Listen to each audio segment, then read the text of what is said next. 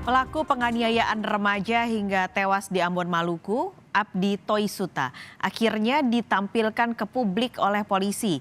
Meski dijerat dengan pasal penganiayaan, tidak menutup kemungkinan pelaku bisa diancam dengan pasal lain.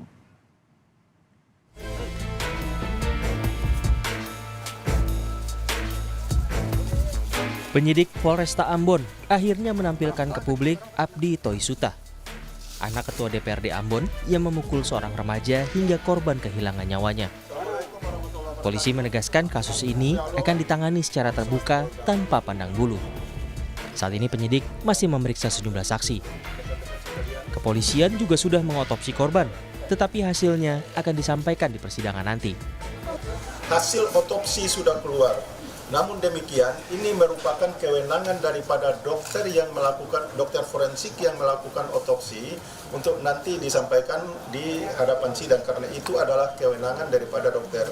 Namun secara gambaran umum bisa kami sampaikan bahwa antara hasil otopsi dengan pasal yang kami sangkakan itu berkaitan. Abdi dijerat pasal penganiayaan yang mengakibatkan kematian. Tapi polisi juga menegaskan tidak menutup kemungkinan pelaku bisa diancam dengan pasal lainnya.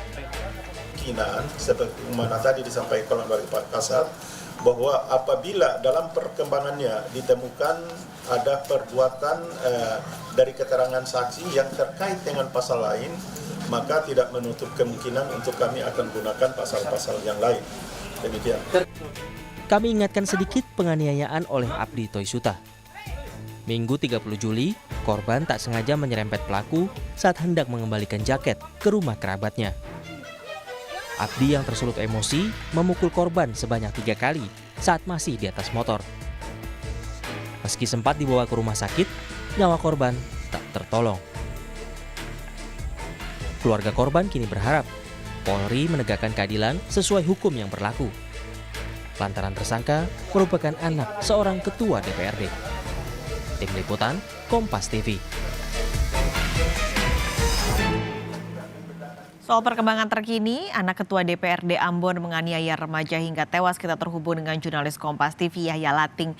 Yahya, polisi menyatakan pelaku terancam dijerat pasal berlapis. Nah, apa pasal lain selain penganiayaan yang akan diterapkan?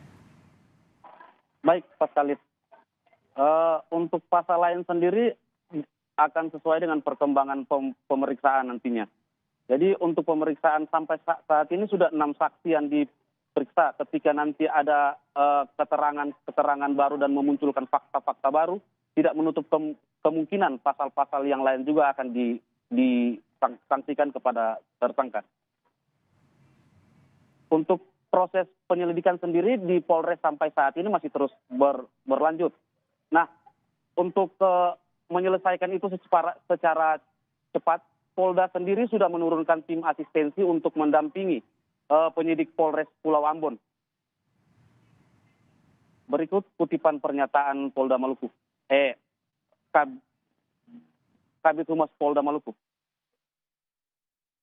Itu Bapak Kapolda telah memerintahkan Dirkrim serta tim untuk turun melakukan backup terhadap kepada Polres Pulau Ambon untuk menuntaskan, sekaligus juga melakukan supervisi terhadap penanganan kasus ini, baik penerapan pasal maupun dan lainnya. Kemudian perlu kami jelaskan bahwa sampai dengan saat ini ada sudah sekitar 6 orang saksi yang diperiksa. Kemudian pasal yang digunakan sampai dengan saat ini adalah pasal 351 ayat 3. Dan tidak menutup kemungkinan dalam perkembangannya apabila dari kesaksian-kesaksian itu muncul alat bukti baru yang mengarah kepada pasal lain, maka sudah barang tentu kami akan menggunakan dilapis dengan pasal-pasal yang lain.